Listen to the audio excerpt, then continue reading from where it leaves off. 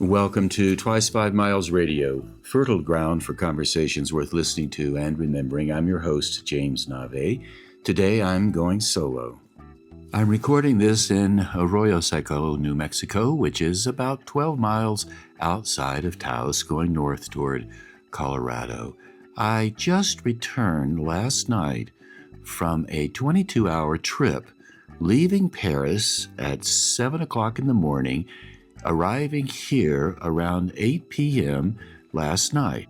So what I would like to do now is narrate that trip for you. And the reason I'm interested in narrating the trip, experimenting, if you will, a few years ago at the Basalt Library, which is in Colorado, not too far from Carbondale, Colorado, I taught a storytelling workshop with a collaborator, Rosemary Watola-Trommer. And when we gathered everybody in the library, it was a Saturday, people weren't sure exactly how they wanted to go about telling their stories. And I came up with the idea of demonstrating to people how easy it is to tell a story if you stay connected to the environment that you're working in, the places where you've been, the reality of what's going on. So I proposed that everybody prepare a story that would tell the rest of us exactly what happened to them from the time they woke up, got ready, got dressed, brushed their teeth, had their bagel, drank their coffee, whatever they did, and drove to the library for the workshop. Of course, the basic story is fairly simple. I woke up, I got dressed, I ate breakfast, brushed my teeth, got in my car, drove to the library, walked through the door, sat down, here I am. Nobody had a story like that. When people prepared their story and they told the story of what they did from the time they woke up until the time they arrived at the workshop, the stories were dramatically different. One person said, I stopped and along the way and I looked at the river and I thought about my sister in another country. Another person told the story about having to turn around and go back because they left something behind. Somebody else stopped in the restaurant and bumped into a friend, and the friend told a story about somebody being in trouble somewhere along the way. So by the time everyone finished their 5-minute stories, after they had developed these simple stories, they were all quite surprised to find a lot of drama, a lot of tension, a little bit of a cliffhanger because a few people had some secrets they didn't want to tell, and they put those in the story, or at least they hinted at the secrets. So I walked away from that workshop that day thinking, when you write your stories, when you tell your stories, if you can keep them grounded in real life situations and also provide images, movement, emotional turns, and some insight, some kind of revelation, if you will, if you're lucky, then your story will hold together, even if it's a story about getting up and going to the library to take a workshop. The reason why is because we naturally, as human beings, create dramatic tension as we move along. We create questions in our minds. We do things that are unexpected. You know full well life is dramatically improvisational. You can't know what's going to happen next. Neither can I. It's improvisational, that's for sure. And the other thing that's certain, we always are able to deal with whatever happens. It may be clumsy, it may be smart, it may be quick, it may be slow. Whatever happens, it's never happened before. It's definitely spontaneous. And we deal with it. We work with it. That's why when you are thinking about writing your stories, writing your essays, whatever it is you want to write or tell, if you discount that ability that's built into your existence, the ability to respond in the moment to whatever is happening in the now, when you discount that, you are doing yourself a disservice. So what I would like to do now is take something really simple, like the story of me brushing my teeth in Paris, leaving the door, and traveling the 22 hours to Taos. I'm not sure exactly how this story will unfold. Even though I lived it, my memory of it will be different than the actual truth of it. The truth is, Yesterday I was in Paris. Today I'm sitting here at this table in Arroyo Seco recording this on my MacBook Air with my Hollyland microphone draped across a Monfrotto mic stand, which also serves as a little camera stand when I don't have the mic draped across it. So here's my story of what happened between Paris and Taos yesterday. So I'll back up a little bit from yesterday and begin a couple of days prior. I was booked on the Delta flight, flying out of Paris, going to Salt Lake City, and I was online checking in when I realized that I had only 1 hour between my arrival in Salt Lake City and catching the flight to Albuquerque, where I would then drive north to Taos. Now, I wasn't that worried about it because I knew there were other flights leaving Salt Lake City, headed to Albuquerque later in the day, but I really did want to catch that flight. So I was also concerned that I might have to pay more money if I had to catch a second flight. I also was concerned that maybe I wouldn't be able to catch the flights out of Salt Lake City because they would be full. I'd have to wait overnight. I've spent the night in the airport a few times. It's not that much fun. You can manage it, but you've probably done it before. If you have, you know what I mean. I already had all of my passport information in the Delta app, so most of the information was there, but I was worried about that 1 hour. So I called the airlines up and asked if I could change my ticket. The fellow said, sure, you can change your ticket, but it'll be $140. He said, I wouldn't recommend it. The Salt Lake City Airport's fairly easy. You should have enough time to make it through immigration and get yourself to the gate, and off you go to Albuquerque. So I decided that that's the strategy that I would use. I also was a little uncertain about the trip from Paris by train to Charles de Gaulle. Now, I shouldn't be uncertain about that trip. I have made it many, many times. I've been going to Paris to visit my good friend John Van Hasselt for the last over 30 years, taken the same route back to the airport, and yet I worry a little bit because I never know whether things will change or not. One thing for sure that has changed over the years, I now have access, as you do, to AI, artificial intelligence. I use ChatGPT. Many people use Claude, Gemini, and it is true, ChatGPT can hallucinate. ChatGPT is not very good at generating original text. ChatGPT can give you really terrible advice if you don't know how to ask the right questions. It's not the solution to all problems. ChatGPT, however, is a pretty good solution to travel questions. Not because it knows anything. Mostly it searches the internet, gets the information, delivers it back to you in a really smooth form. So what I did, I asked ChatGPT first, what about Salt Lake City? Report came back. Immigration is easy. It's one of the smoothest international airports in the country. You can go through fairly easy. You probably don't have anything to worry about if you haven't checked your luggage. Fortunately, I travel light. I had a carry-on, small carry-on. Maybe surprising to you, but you know, most of the stuff that I pack over the years, and this may be true for you too, most of that stuff that I pack, I don't use, and I wonder why in the world I lug to get it around. And I'm not that big a fan of waiting for the luggage because that also makes me nervous. Well, did they lose my bag? What's going to happen now? So I just take a carry-on if at all possible. So I had the carry-on. Everything was pretty good there, actually. And I also had a little Scotty Vest. Scotty Vest is a company that I've bought a few things from over the years. And the reason I like Scotty Vest is because they have apparel that has many pockets. So this vest had 20 some odd pockets. Of course, the problem with the vest is you can lose your stuff in the pockets and forget where it is. That said, it's secure, it's easy, and it's something that's good to travel with. So I had my wallet, my passport, my keys, everything in the Scotty vest, the carry-on, and then one little bag that had my computer in it. So I was in pretty good shape in that respect. So the report from ChatGPT was if you are in that kind of position, you likely will be able to make it through. A little tight, still, there's a lot of hope there. My second question was, how do I make sure that I get the right ticket to go to the airport? Well, there's a new system in Paris called Navigo. You buy the ticket from the counter, or I think you might be able to get it from the machine as well. And once you get your Navigo pass, you can just fill it up with the different rides.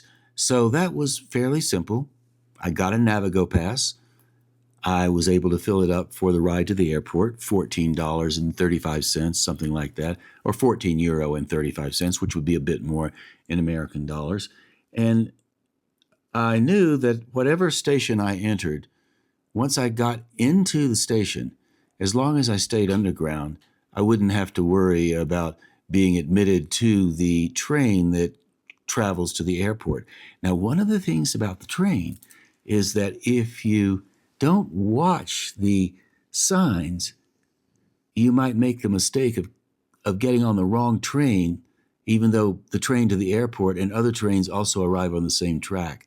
Of course, I knew how to do that, so I had everything in order, and ChatGPT, being the good travel guide that I've discovered it to be, advised me, please make sure that you check the train sign as it's approaching the station, and if it says to the airport, then you're in good shape. If it doesn't, don't get on the thing.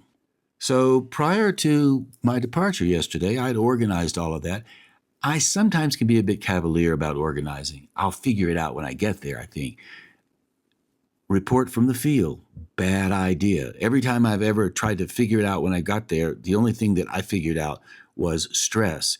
It's a little bit like they say about Las Vegas. Whatever happens in Vegas stays in Vegas. The only thing that stays in Vegas is your money. The rest of it comes home, even if you keep it secret. And as we're playing it by ear in the moment without planning, stress is what stays with you, and it comes home with you as well. So this time, I didn't have much stress. I knew what was going to happen, and I was prepared, ready to go. So yesterday morning, around 5:45, I woke up naturally. I had my bags packed. Everything was ready to go. I only had to say goodbye to John and Sylvie. Sylvie had been on a trip, so she had just returned the night before, so there was a lot of coming and going in the household.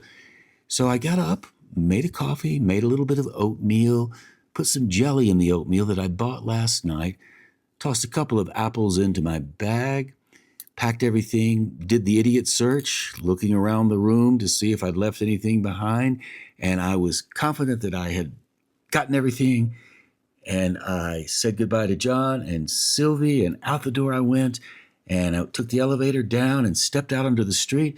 I checked my Scotty vest pockets, and lo and behold, I had forgotten my iPhone. I'd left the iPhone behind. So I had to ask somebody on the street to let me back into the house or into the building, go up to the second floor, go back, grab my iPhone. Thank goodness I remembered it when I did, put it back in my pocket, and took the elevator back down, opened the door, and walked out onto Rue d'Orsay and headed toward the Grinnell metro stop, it was about a 7-minute walk to the Grinnell train station, where I caught the train to the Sorbonne stop, which led me to the RER train to the airport. Pretty simple, straightforward, no glitches, no problem. The only thing that I had to deal with was the longer walks, and that wasn't so bad as long as I took my time, paced myself, and the steps were a little steep, so I had to carry my suitcase down the steps. Worked a little bit on that, but still no problems, very smooth. One note here, a lot of people will ask me about how I'm able to travel so much, and I will tell them that I actually am not a traveler, I'm a relocator. I go to Paris to see my friend John, I go to Manila for the winter to be with my partner Tish, and I spend the rest of the time either in Taos or in Asheville. I'm a relocator. You'll find me in the same coffee shops once I get to the places that I've been going to for years. So I arrived at the airport, Terminal 2. Have to get off at Terminal 2. The train stops there, terminates there at Terminal 2. Not Terminal 1 or Terminal 3, Terminal 2. Terminal 2 is the home base for Air France, which is also a partner of Delta, so that's why I went to Terminal 2. It was fairly easy. I had already checked in. I had everything in order. I printed my boarding passes. I like to print the boarding passes rather than have them on my iPhone, and the reason why, the iPhone might lose its battery power. Something could happen. The printed boarding pass, pretty solid. You got it in your pocket. When you get to the gate, you put it on the machine, and they say, welcome aboard. And that's exactly what happened. I managed to get to the airport 2 hours before my flight. I hung out a bit, looked at the shopping, lots of upscale shopping. I didn't buy any expensive bags, no Toomey sacks. I bought a sandwich using the change that I had in my pocket, so I kind of bugged the woman at the counter. I had my €8, which I paid for the sandwich, all counted out in different coins. But she was gracious enough. She counted it, handed me my sandwich, and I went to the gate, hung out. They called my flight, Zone 5. I had to wait a while to go on to the flight because I was not riding comfort. I was riding back there in the coach section. I was still a little worried about the departure time because I definitely wanted to make the flight exchange that was within that hour frame. And the reason why was because I knew that after I arrived at Albuquerque, I still had a 3-hour drive north from Albuquerque to Taos. At the end of a long haul like that, can be a little bit daunting. I was hoping for good weather, clear skies, that sort of thing, and certainly hoping my battery would start after 3 weeks sitting in the airport parking lot. So there I was on my seat. And then I asked the attendant, I said, could I move forward a little bit because I do have this short time frame in St. Louis. So the attendant said, yeah, you can move forward. Took me up about 6 or 7 seats forward, and I sat in the coach section just behind the comfort. As it turned out, my coach seat just behind the comfort section had a little bit more leg room. Lucky me. So I settled down, buckled up my seatbelt, got ready for the 10-hour ride. I looked to my right, and there was a woman 2 seats over, very happy because we had empty seats between us. So not only did I have a little more leg room, I had some more elbow room too, which was always good when you're taking those long-haul flights. So I looked to my left, and I noticed a couple sitting right across from me. And for some reason, I got a strange vibe from the two of them, and I don't really know why. Could be my projection. Most of the time, the strange vibes that I get from people, I have to assume often are actually not from them, but from my projections, whatever they are. That said, sometimes those vibes have an accuracy. One person was an ordinary-looking character. She was maybe in her 50s. The other part of the couple was a character that was quite stylized. Big watch, sharp-cut hair, stuck up a bit. Face was without too many whiskers, very smooth face. And there was something about that person that seemed quite controlling. And I let it go. Flight took off. Everything was cool. We sailed out across the territories, and you go north, actually, over Dublin, and you cross the pole, or actually over Greenland, and then you come down through Canada, heading to Salt Lake City. So it's not across the Atlantic. And I used to think the flights are always across the Atlantic. It took me a while to realize that's not actually how they route those planes. So as the flight moved along, I was streaming a video. I downloaded Homeland, starring Claire Danes. On these long flights, I used to pretend like I was going to do some work, create something significant. But lately on these long trips, I've realized getting work done is rather difficult because it affects my concentration. Something about being in the airplane. I've often thought, I know this is a little bit in the mystical realms, that as I'm flying those long distances, a part of my energetic self gets left behind in the air, and it has to catch up with me. It takes a few days for it to find me again. I know that's a bit fanciful. It's a bit of a poetic leap, but hey, I kind of like the idea. I do feel less motivated on the airplane. I'll give it that.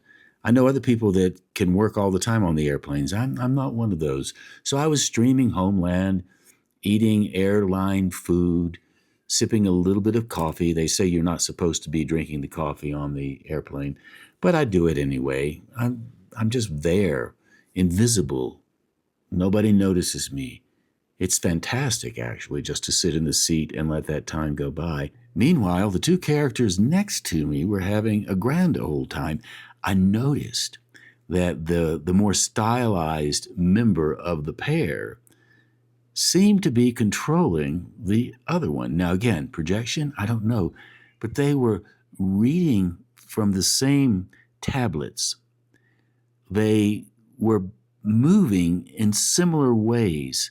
Maybe they were just synchronized and there was no manipulation going on at all. And then I noticed something I've never, ever, ever seen before. And you may have seen this on a flight. I've never seen it.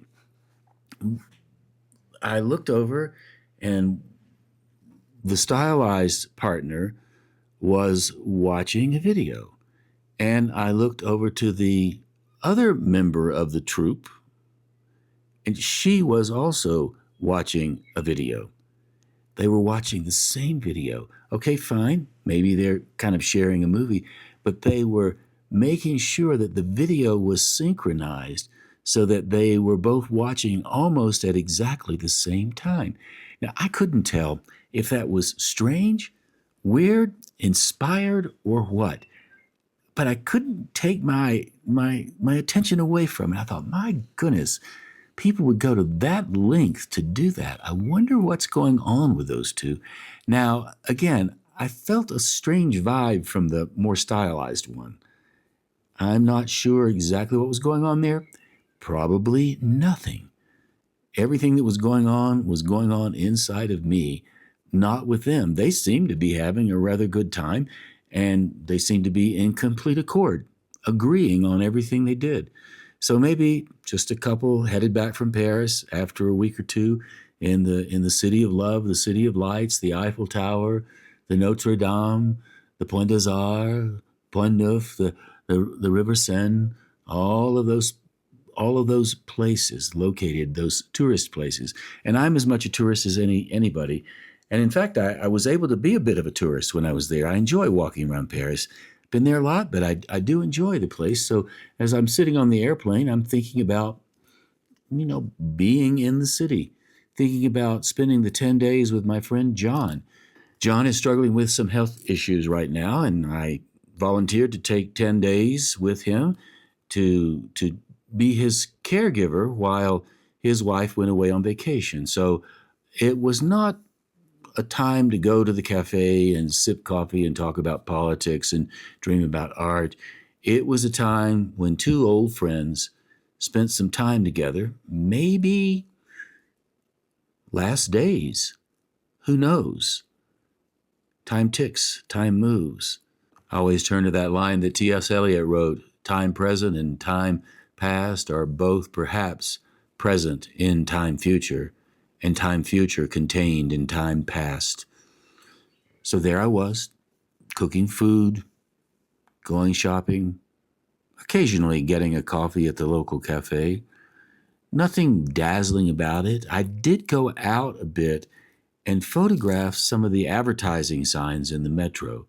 And I had an occasion to meet a few people that I enjoyed meeting, old friends. Susan Loomis is a chef in Paris. She has a cooking school en Rue Tatin. Susan Loomis, Paris. If you're interested in some really cool stuff on Instagram, you can find her and look at her Instagram. I met a couple of people who are writing, and one woman who was conducting a writer's workshop, Toto Santos in Paris. Her name is Jay. And Jay and I spent a couple of hours talking, and Jay was once the editor for the Paris Review. She's also a professional editor now and has worked for many magazines over the years, has been a resident of Brooklyn for a long time, and she told me during the visit that she's planning on moving out of Brooklyn. She sold her place, and she's going somewhere else. Maybe, she said, maybe I'll come to Paris. So we had a great rendezvous, a great time together. So it wasn't all about taking care of John, but as I'm sitting there on the plane across from this couple that I still haven't figured out yet, I'm just reflecting on all of those times there. And one of the things that was happening on the last few days while I was in Paris, a dramatic heat wave hit France and England. Above 93 degrees, summertime, summer heat. If you live in Florida, you know what that feels like. I go to Manila a lot, and the Manila temperature is often above 90 degrees. Certainly 90 degrees in the southeast during the summertime. Not so much in France, but it was yesterday when I left and the day before, and I looked at the weather map, and sure enough, it's going to be 90 degrees plus for the next 2 or 3 days. So it was hot in Paris. And the Parisians don't have much air conditioning, so when those kind of heat waves hit, they notice it inside, especially after 2 or 3 days, the place heats up. Anyway, I left John's apartment. I left Sylvie. They're dealing with the heat. I think they'll be fine. They've done it before. They'll be able to do it again. Sitting there on the plane, looking at my Odd Couple to the left, binging my Homeland series on my iPhone with my earbuds. What what better thing to do to pass the time, really? At least for me. So we flew, and I nodded off a bit, and we continued on. The woman next to me in the seats that we shared, she stretched out. She had a nap. I got up, did a few yoga stretches. I had some pain in my back, some soreness, and it seemed to not go away, so I had to deal with that. And 10 hours passed. I look up. Suddenly, ladies and gentlemen, we are now approaching the Salt Lake City Airport. We're on approach. Prepare your seats. Raise your seats up. Buckle your seat belts. We're going to go through the cabin one more time to collect the trash. Get ready to land. So I'm ready to land. And I planned to open up my mobile entry app, which I downloaded in Paris. ChatGPT told me if I wanted to really speed things up, download the mobile entry app and put the passport information in. And once you do that, all you have to do is have the app take your picture while you're sitting in the airplane and declare nothing. And of course, since I had no checked baggage, I was thinking, well, maybe I can make it. Sure enough, this airplane landed at 1:40 p.m., exactly the time they said they would land. Now, that's quite a distance to know exactly what time you're going to land. They managed to get it just right, and I was grateful for that. It was a clear day in Salt Lake City. I've not spent much time in Salt Lake City. I have been through that airport a few times, and I will say the Salt Lake City Airport is quite nice. Very clean, very smooth, dramatically well organized. Everybody's friendly, no problem at all with that. So the plane lands and it rolls up to the gate. Oh, I must say that one of the things in Paris, the plane didn't roll. There was no plane at the gate. When we boarded, we had to get on this bus and ride this crowded bus for about 20 minutes before we got to the plane, and then walked up the steep steps to get on the airplane. So the Paris departure was a little rough. I left that out, but it was really, really, I don't know if it was fun or not, but if you like being a sardine, then take the bus from the gate to the airplane in Paris. Meanwhile, unlike Charles de Gaulle, Salt Lake City Airport was very smooth. You just rolled up to the gate, connected. I stood up, pulled my bag off the top, and got ready to go. Well, to my surprise, the plane emptied rather easily. No problem. I thought, well, this is encouraging. So I got off and I started following the signs to immigration. Now, we'd been told on the airplane, you have to collect your checked bags before you go into immigration. So I knew I was way ahead of the game. I had my mobile entry done, no checked bag. I was getting out ahead of the crowd, ahead of the herd. I was one of the members of the herd, and off I went. Everybody was gathered around the luggage area. I just zipped past, and I managed to get to immigration. Well, lo and behold, I spot the line I am supposed to go into, the mobile app line. And I am thinking of all the past experiences I've had with immigration at places like JFK, Atlanta, Manila, Paris, leaving Paris, getting through the lines at immigration.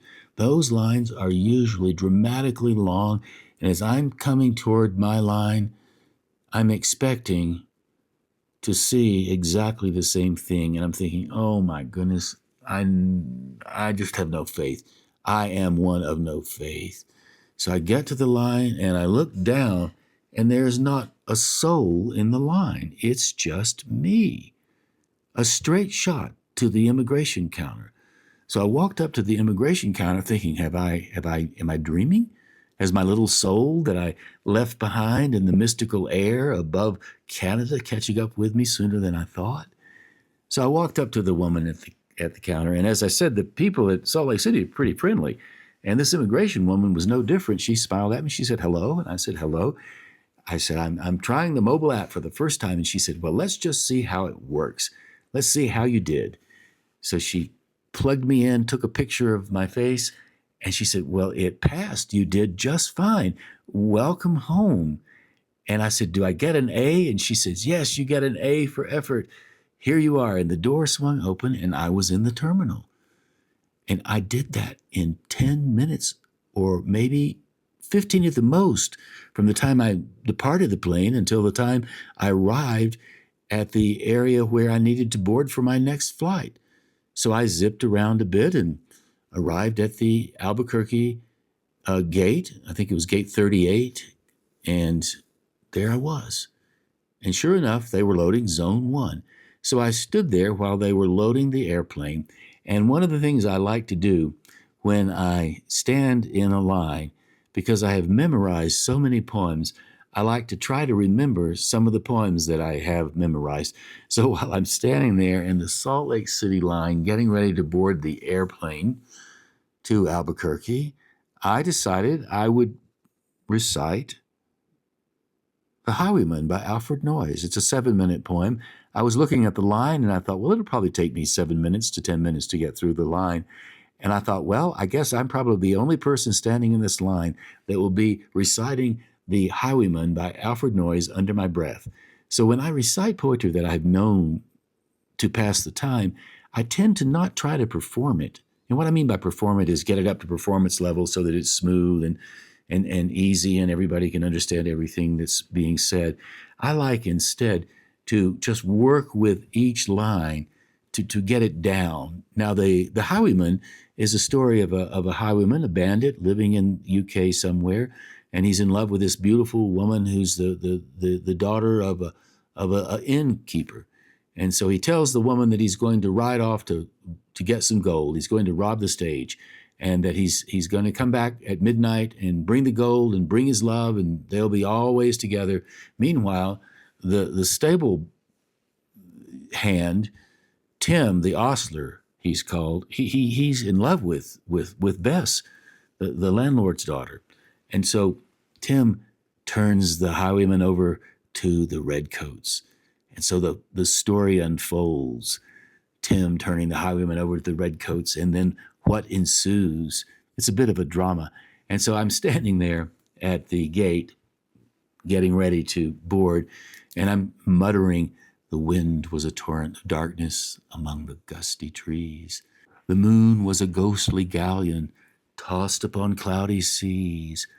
The road was a ribbon of moonlight looping the purple moor. And the highwayman came, riding, riding, riding up to the old inn door. Over the cobbles he clattered and clanged in the dark inn yard. He tapped with his whip on the shutters, but all was locked and barred.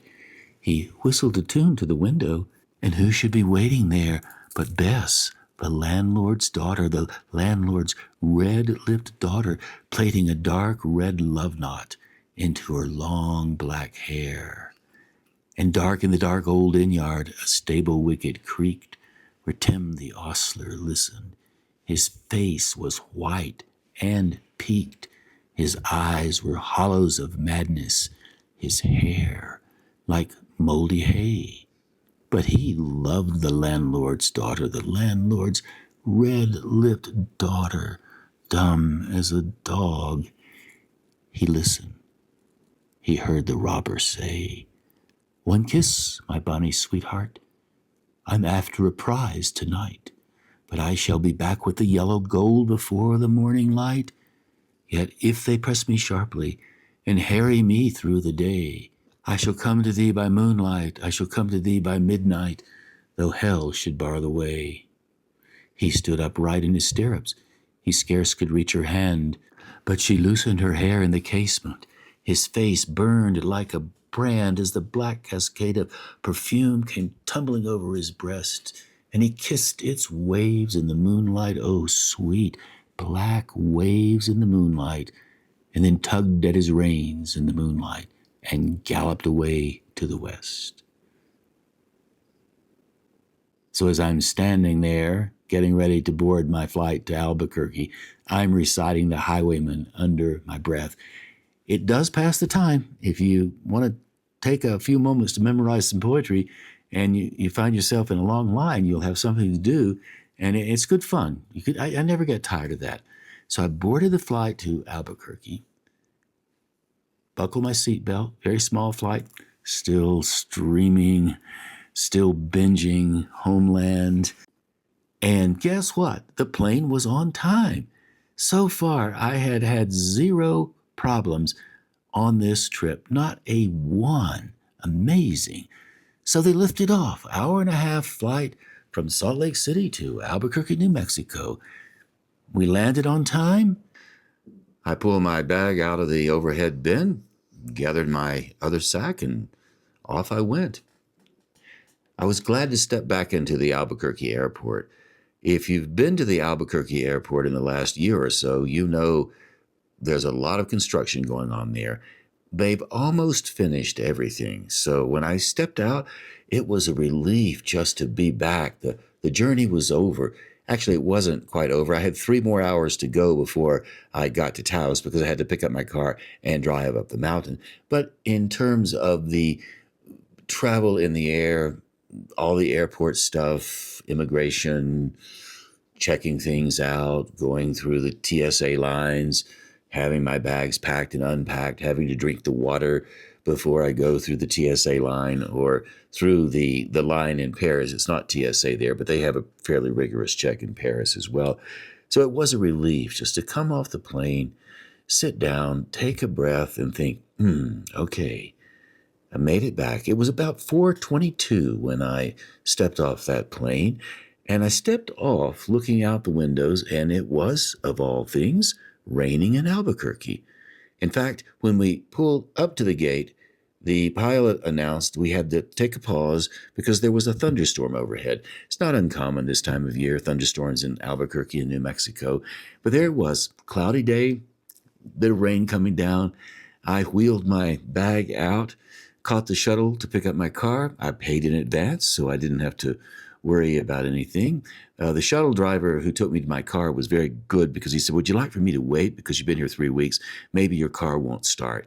I noticed that in the front of his van, he had this high-octane charger that he had in the front. So you plug it up and it would charge the batteries. I guess a lot of people have batteries running down in the parking lots. Anyway, my battery worked. I pulled out onto the highway and headed north in the rain up to Santa Fe, driving fairly easy. I used to speed a bit more, don't speed much these days. Stayed right under the speed limit, passed a few cops, glad to have stayed under the speed limit, I'll tell you that, and was just listening to some audio and cruising along, watching the world go by, and I was exhausted. Whew, I'll tell you, it's quite a ride. And the drive wasn't as demanding as you might think, but it was definitely a ride. I was driving a 2013 Toyota Corolla that I bought during COVID for $12,500. It had 13,000 miles on it. Someone had owned it in Las Cruces, New Mexico, and I guess they only drove it around the block, maybe drove it to church on Sunday. It had almost no miles, and now it's a 2013, and it has only 75,000 miles on it. So I was glad to have that little car. I suppose I could have a fancier car if I wanted, but this one is so practical. And one of the things I love about my little Toyota Corolla, it's brown. ugliest thing you have ever seen, make a brown bug look beautiful. And nobody recognizes the car. It's about as invisible as you can get. So I am happy to report it rides fine, and I have brand new tires on the car, Michelin tires. I bought them at Jan Davis Tire Center in Asheville. I always like to stop by that place. And also, I've bought tires at Garcia Tires in Taos. So these two tire places have always been good to me, and I'm glad to have some tires on my car. I think having tires on your car is a good thing, because if you don't, well, you know what happens after that. Rain coming down, you might skid off the road. So there's a relief route around Santa Fe. And by the time I made it to the relief route, sometimes that's hard to say, I'm relieved to take the route. My friend Alexandra Weber had sent me a text saying, I have some green chili on the stove for you when you come. And Alexandra and I live in a compound that Allegra Houston owns. It's not really a compound, but it's a series of little rental properties. It's a bit of a creativity laboratory, if you will. And so Alexandra's here, and her two dogs, Marley and Luna, her son's around, and other folks. Allegra's son is here, and Janet's across the street. Janet's an editor. She works for Norton, and she gets to edit some pretty serious books. She gets some even secret books. She edited Michael Lewis. She's his editor, if you know Michael Lewis. He wrote The Big Short and other major books, but Janet often edits his books, and so she's quite good. I've learned a lot about editing from Janet. So as I managed to make it up the mountain to Taos, it was still daylight. Popped over the ridge, I could see the big Taos mountain in front of me. Did a dip down through some curves, came back up again. Mountain was still there. See the Rio Grande Gorge to the left, and I took the route around Taos. I didn't go through Taos. I took the route around Blueberry Hill Road and managed to make my way to the drive. Drove in, and Alexandra was there. She served some food. We sat down and had a chat. And that, my friends, was the end of my drive. I did a little bit of an adjustment, chatted a bit, finally fell asleep around 11 o'clock. So when you think about movement, and you think about travel, and you think about storytelling, and how you can put together a story out of almost anything, as you could see, I had no disasters. The biggest worry was getting through immigration in Salt Lake City, and that was the easiest of the whole thing. It was harder actually to pull the overhead bag from the overhead than it was to get through the immigration folks in Salt Lake City. So now let's return for a moment to the Basalt Library in that morning when Rosemary Watola-Trommer and I were giving that workshop. I just gave you my story of what happened to me when I got up and brushed my teeth in Paris and made my way to the desk where I'm recording this now in Arroyo Seco, New Mexico. I don't think what I told you had any great literary value, no great impact particularly, and yet maybe what my story was able to deliver to you was a sense that you don't have to get really complicated in this business of language, communication, storytelling, and writing.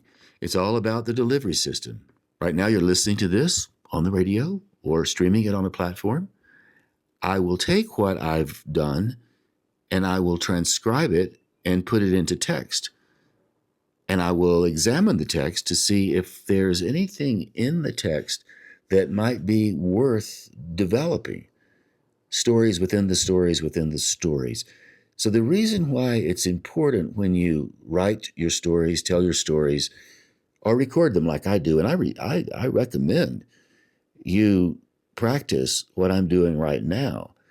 If you have a smartphone, you can open up the voice memo on the smartphone. The speaker is perfectly fine. Hit record, and by golly, you will end up not only with your story recorded, but if it's under 20 minutes, you'll end up with a transcription of it on the smartphone. And then you can look at the text and see what you think about it. So this is really all about exploring the interior of your imaginative process, the subterranean parts of it. I once went to Carlsbad Caverns years ago and went down into the cavern. And when I say years ago, this was in the early 70s. The cavern's still there. It's been there for a million years. Where would the cavern go? It was full of bats and all kinds of water dripping, and it was big and cavernous. And I often think of Carlsbad Caverns when I think about how powerful our imaginations can be and how deep they can run and how far we can go with them and how interesting it is, especially when you try to keep it simple.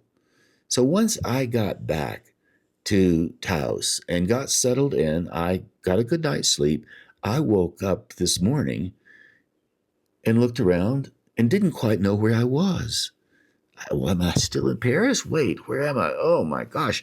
Ooh, I'm in Taos. It's dawn. It's 5:25. I've already slept. I'm awake. I made a coffee, sat down, gave it a little bit of thought to life, jotted a few notes in the journal, and started my day, which was like any other ordinary day. And along the way, I have been putting this show together. Now, I admit I recorded half of it earlier today, and then I got a little bit tired and my attention pulled me to somewhere else. And now I'm back at the desk finishing up the recording. So my journey is over, but guess what? The highwayman is still riding. I left you hanging. The highwayman tugged at his reins and galloped away to the west. What happens in part two? Well, we have enough time to find out. Let's go to another journey at another time and continue on with the highwayman. The highwayman has kissed the sweet black waves of his love's hair in the moonlight, and he's now tugged at his reins, and he's galloped away to the west. And here's part two. He did not come in the dawning. He did not come at noon. But out of the tawny sunset before the rise of the moon, when the road was a gypsy's ribbon looping the purple moor, a redcoat troop came marching, marching, marching. King George's men came marching up to the old inn door. They said no word to the landlord. They drank his ale instead, but they gagged his daughter, and they bound her to the foot of her narrow bed. Two of them knelt at her casement with muskets at their side. There was death at every window, and hell at one dark window, for Bess could see through her casement the road that he would ride. They had tied her up to attention with many a sniggering jest. They had bound the musket beside her with the muzzle beneath her breast. Now keep good watch. And they kissed her. She heard the doomed man say, "Look for me by moonlight, watch for me by moonlight. I'll come to thee by moonlight, though hell should bar the way." She twisted her hands behind her, but all the knots held good. She writhed her hands till her fingers were wet with sweat or blood. They stretched and strained in the darkness. The hours crawled by like years, till now, on the stroke of midnight, cold on the stroke of midnight, the tip of one finger touched it. The trigger, at least, was hers. The tip of one finger touched it. She strove no more for the rest. Up. She stood up to attention with the muzzle beneath her breast. She would not risk their hearing. She would not strive again, for the road lay bare in the moonlight, blank and bare in the moonlight, and the blood of her veins in the moonlight throbbed to her love's refrain. Trot-a-lot, trot-a-lot. Had they heard it? The horse hoofs ringing clear? Trot-a-lot, trot-a-lot in the distance. Were they deaf that they did not hear? Down the ribbon of moonlight, over the brow of the hill, the highwaymen came riding, riding, riding. The redcoats looked to their priming. She stood up, straight and still. Trot-a-lot in the frosty silence, trot-a-lot in the echoing night. Nearer he came, and nearer. Her face was like a light. Her eyes grew wide for a moment.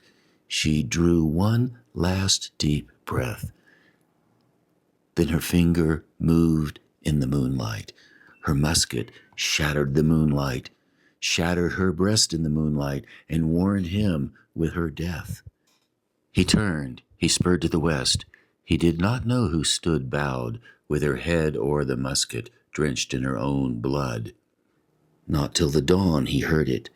His face grew gray to hear how Bess, the landlord's daughter, the landlord's black-eyed daughter, had watched for her love in the moonlight and died in the darkness there. Back he spurred like a madman, shrieking a curse to the sky, with the white road smoking behind him and his rapier brandished high. Blood red were his spurs in the golden noon, wine red was his velvet coat. When they shot him down on the highway, down like a dog on the highway, and he lay in his blood on the highway with a bunch of lace at his throat. And still of a winter's night, they say, when the wind is in the trees, when the moon is a ghostly galleon tossed upon cloudy seas, when the road is a ribbon of moonlight over the purple moor, a highwayman comes riding, riding, riding. A highwayman comes riding up to the old inn door. Over the cobbles he clatters and clangs. In the dark inn yard he taps with his whip on the shutters, but all is locked and barred. He whistles a tune to the window, and who should be waiting there but the landlord's black-eyed daughter, Bess, the landlord's daughter, plaiting a dark red love knot into her long black hair. And there you go, my friends.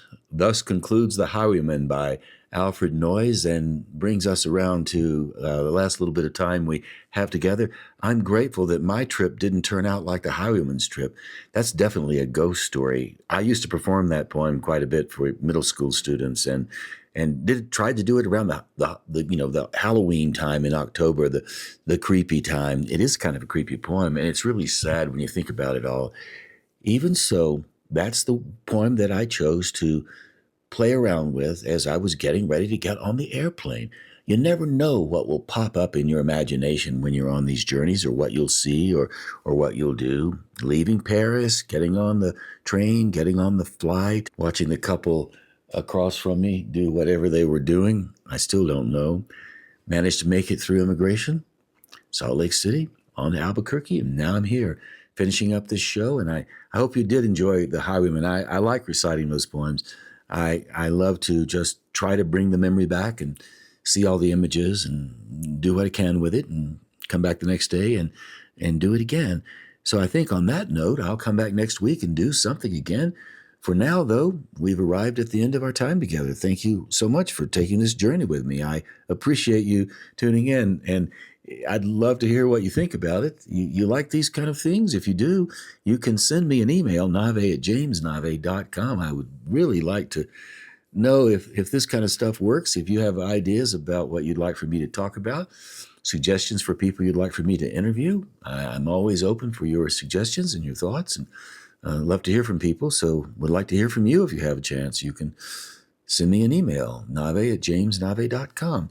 So with that, I'll say that you've been listening to Twice 5 Miles Radio, fertile ground for conversations worth listening to and remembering. I'm your host, James Navé.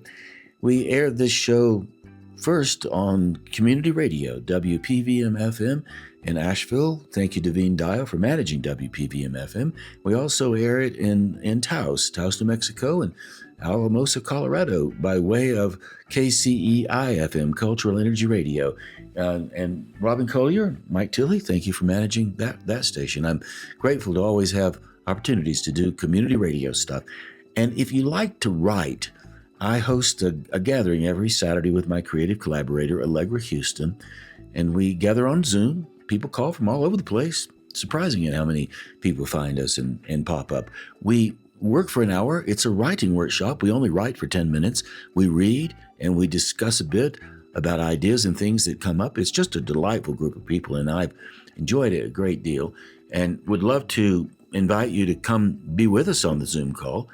The door's always open. It's free, and we do ask for a little support now and then, but not all that much.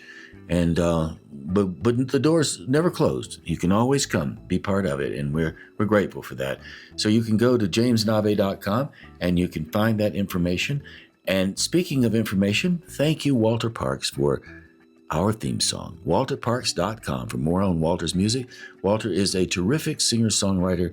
I love the way he plays.